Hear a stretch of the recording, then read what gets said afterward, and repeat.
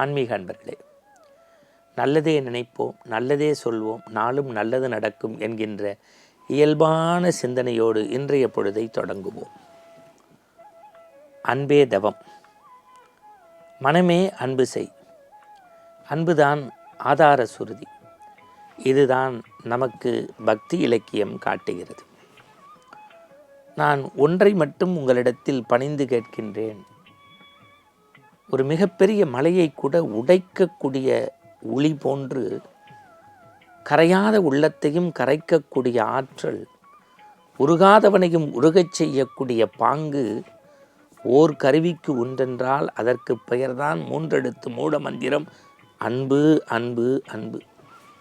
அதனால்தான் 1330 குறள் கண்ட வள்ளுவன் சொல்கின்றான், அன்பில்லார் எல்லாம் தமக்குரியார், அன்புடையார் என்பும் உரியர் பிறருக்கு. பாரதத்திலேருந்து அன்புக்கு ஒரு காட்சி உண்டா? நான் அடிக்கடி சொல்லி இருக்கிறேன்.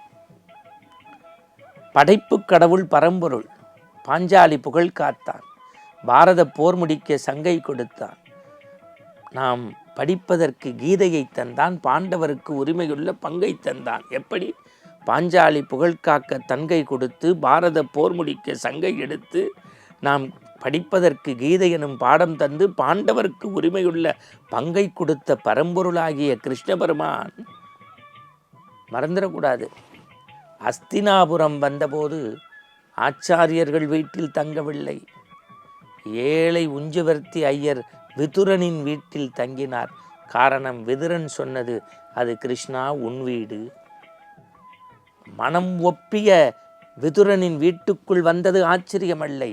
அவன் கொடுப்பதற்கும் உண்பதற்கும் பட்டு பீதாம்பரம் விரிக்கவில்லை, பல வகை உணவு இல்லை. ஏழையின் வீட்டில் கிடைக்கக்கூடிய உப்பு கஞ்சி, காய்ந்த சருகு இலை. வலப்பக்கம் ஓடினால் இடப்பக்கம், இடப்பக்கம் ஓடினால் வடப்பக்கம், இருகரம் பிடித்தால் கீழே. கிருஷ்ணன் சொல்கின்றான், விதுரா, இந்த மண்ணுலகில் என்னுடைய அவதாரம் கம்சனை அழிக்க ஒரு கை போதும். உன் உப்பு கஞ்சியை குடிக்க அன்பின் மிகுதியான் 4 கரங்கள் இருந்தாலும் பற்றவில்லை. அன்புக்கு நான் அடிமை. யாரு? பகவத்கீதை தந்த பரம்பொருள். சரி, ராமாயணத்தில் நடையில் நின்று நாயகன் செம்மாந்து இருக்கார்.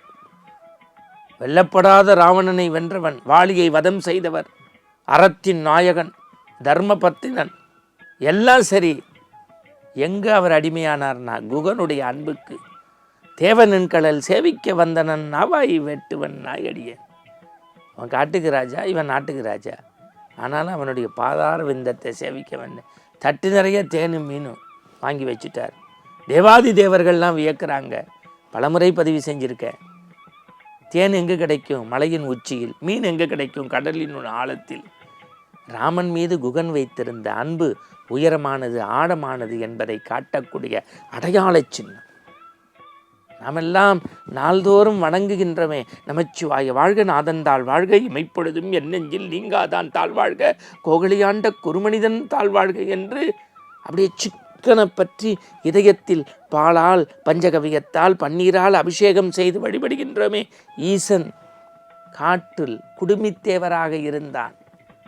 ஆகமம் தெரியாது, வேதம் தெரியாது, முறை தெரியாது, சாங்கியம் சம்பிரதாயம் எதுவும் தெரியாது.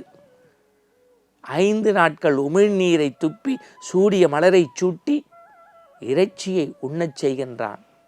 ஆகமம் படித்த சிவகோசிரியார் அலறி நின்றபோது எம்பெருமானே கனவில் சொல்கின்றார், அவனுடைய சொல்லெல்லாம் என்னை பற்றியது, அவனுடைய செயலெல்லாம் என்னை பற்றியது, அவனுடைய அன்பை மறைந்திருந்து பார்.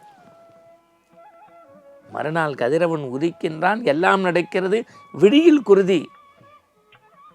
இடைகளை போட்டவன் குருதி நின்ற பாடில்லை. ஊனுக்கு ஊனே உறுதுணை என்று தன் கண்ணை எடுத்து அப்புகின்றான். மறு கண்ணை எடுப்பதற்கு முன்பு எம்பெருமான் ஓடி வந்து கரம் பிடித்து தடுத்தாட்கொண்டு, எனக்கு அப்பன் இல்லாத குறையை கண்ணை அப்பிய நீதான் தின்னப்பன் அல்ல, கண் அப்பன் என்று சொல்லி கருணையோடு ஆட்கொண்டானே. அது எதை காட்டுகிறது? அன்பு, அன்பு, அன்பு, அன்பு. அன்பே தவம், அன்பே தவம். அன்பு செய், அன்பு செய், அன்பு செய். அது பாரதத்தில் வரக்கூடிய விதுரனாக இருக்கட்டும், ராமகாதையில் வரக்கூடிய குகனாக இருக்கட்டும், சைவத்தின் பெருமை பேசக்கூடிய பெரிய புராணத்து திண்ணப்பன் கண்ணப்பனாக மாறிய கதையாக இருக்கட்டும், அடிநாதம் அன்புதான் ஆனந்தத்தை நிலைபெற செய்தும் நிலைத்திருக்கும்.